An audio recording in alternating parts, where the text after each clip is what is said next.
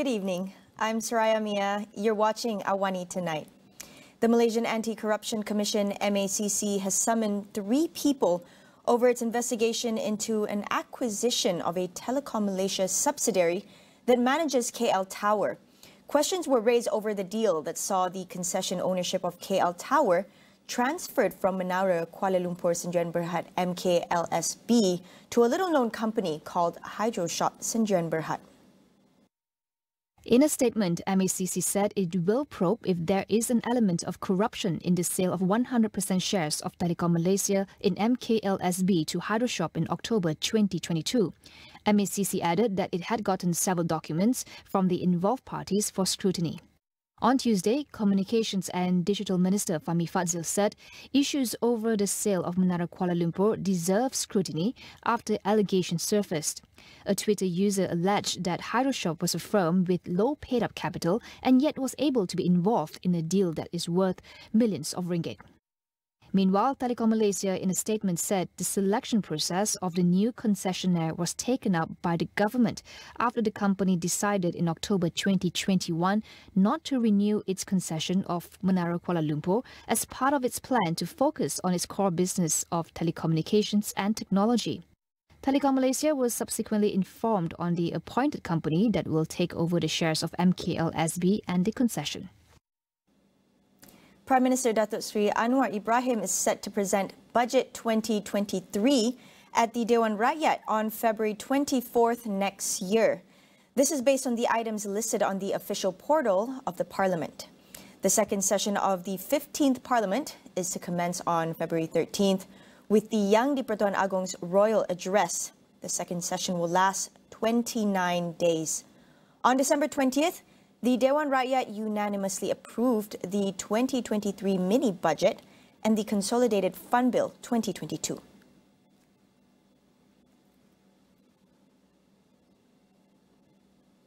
In other news, the Cabinet has agreed to establish a special department for children to look after the welfare and interests of the group.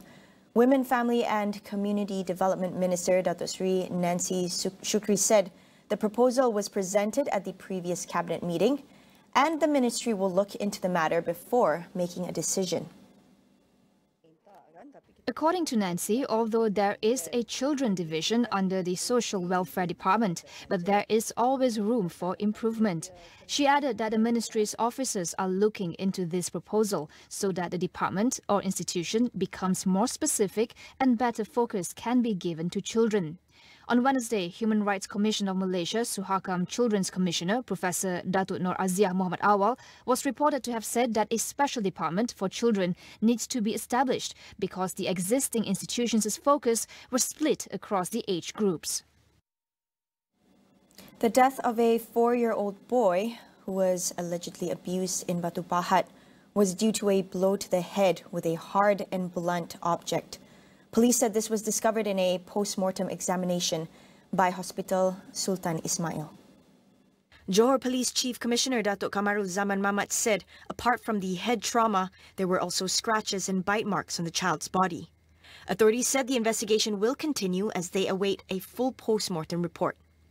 On Tuesday, it was reported that a 4-year-old boy in Batu Pahat died from alleged physical abuse while in the care of his guardian and older sister. Police learned of the matter when a 23-year-old man lodged a police report last Friday after the child fainted. Following the report, police arrested 5 people, including the victim's 19-year-old sister and her 37-year-old husband. The boy who was hospitalized on Friday died at around 6:40 p.m. on Monday at the Hospital Sultan Ismail ICU. The COVID-19 bivalent vaccine is likely to be available locally next year. Health Director General Tan Sri Dr. Nur Hisham Abdullah said the vaccine was given conditional approval on December 14th. He said this in a response to a Facebook query about when the vaccine would be available. Former Health Minister Kari Jamaluddin said in October that Malaysia could receive its stock of bivalent vaccines in November.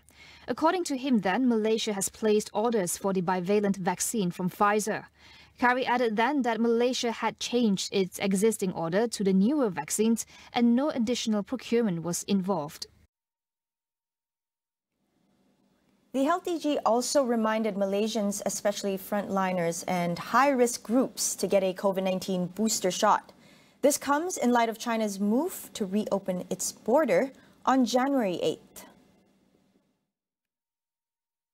Dr. Noor Hisham said Malaysians should be prepared even though new COVID cases in the country decreased and the situation is still under control. Meanwhile, the AP's Bandar Kuching MP Dr. Kelvin Yee urged the government to take seriously the current threat and surge of COVID-19 cases in China. He said it should be made a requirement for travellers from China to be vaccinated and for authorities to make RT-PCR tests mandatory at least 2 days before travel.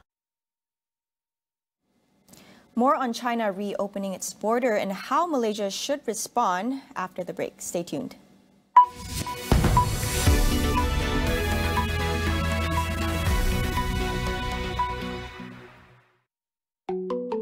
Alhamdulillah, masih diberikan rezeki darinya. Mungkin kebahagiaan ini dapat aku kongsikan pada mereka. Duit zakat dah dapat. Alhamdulillah. Adalah menjadi tanggungjawab kita untuk membantu meringankan beban mereka yang memerlukan.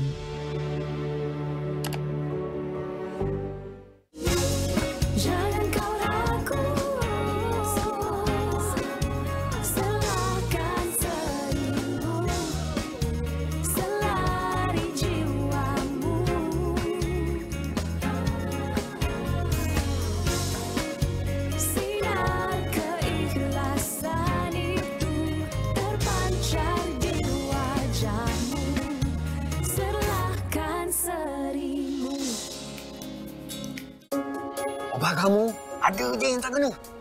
Hari tu... Wish, laju. Mari. Sebab tu, plan dia sekarang ni paling laju. Ada macam-macam. Hebat RM10 pun dapat. Opah tu, opah ni, awak pun nak juga kan? Nampak gaya dua-dua ni nak Digi Fiber. Adik pun berhajat nak talent family kan? Ceritanya semua orang nak. Ini pelanin terbaik untuk sekeluarga.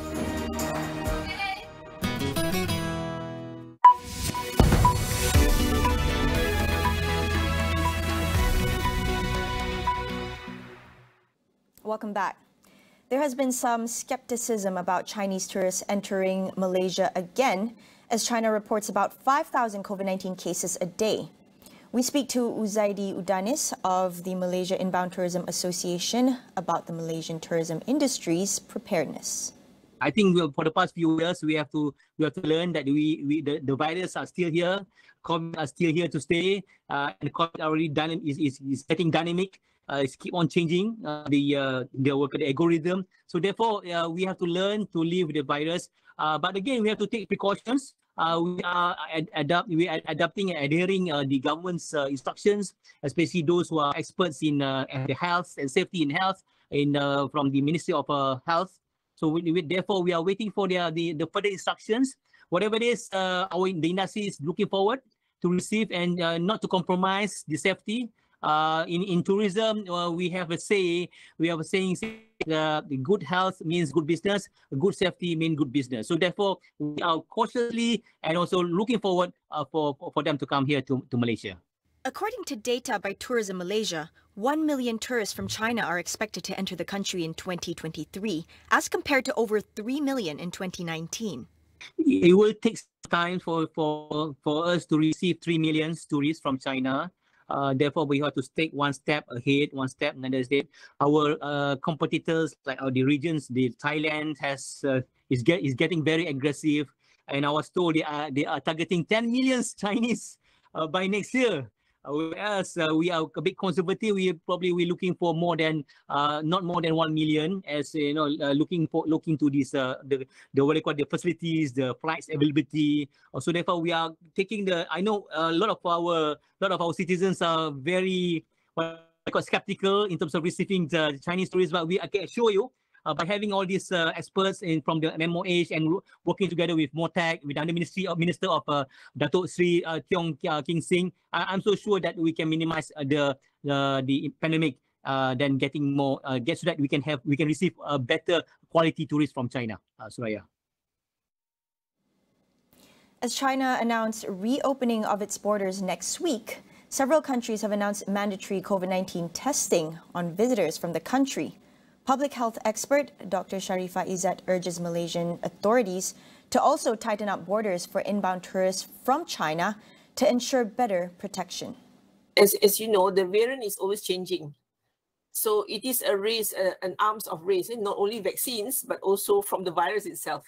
So as most of the virologists would say, the coronavirus is, it is something that always evolves. And you can have different strains coming up. We have mentioned, by WHO, the VOI or the VOC.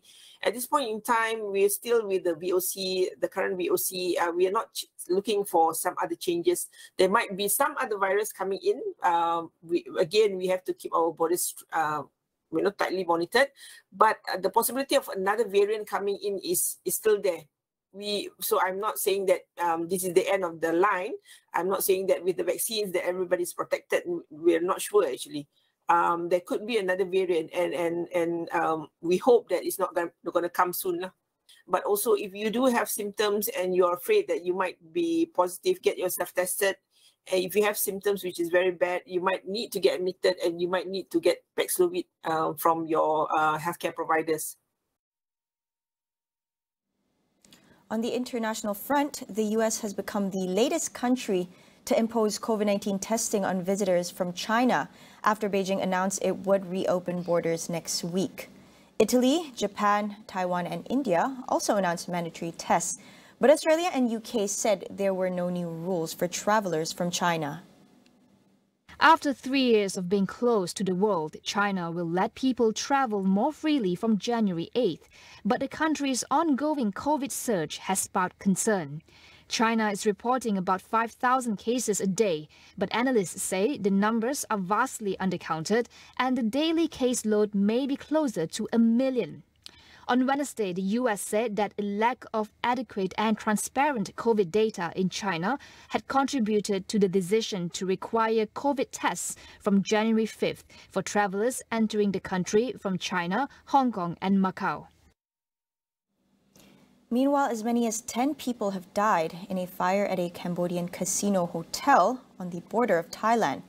The blaze at the Grand Diamond City Hotel in Poi Phet broke out late last night and was still burning this morning.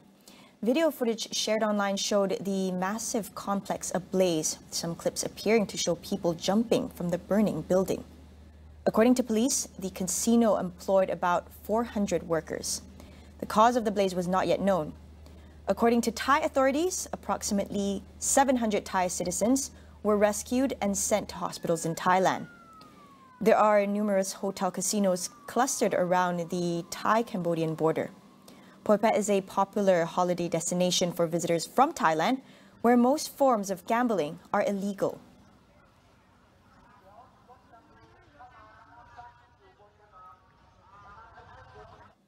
Over in South Korea, 5 people died and dozens injured in a bus and truck crash in the outskirts of Seoul.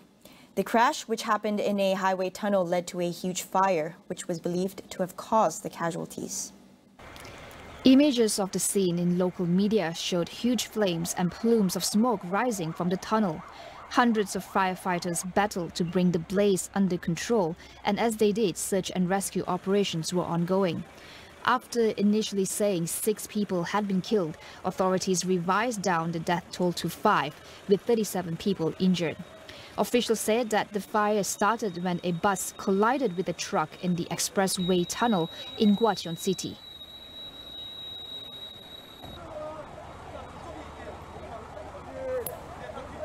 That's all for you for AWANI tonight. Thank you for watching. I'm Soraya Mia, and we'll see you tomorrow.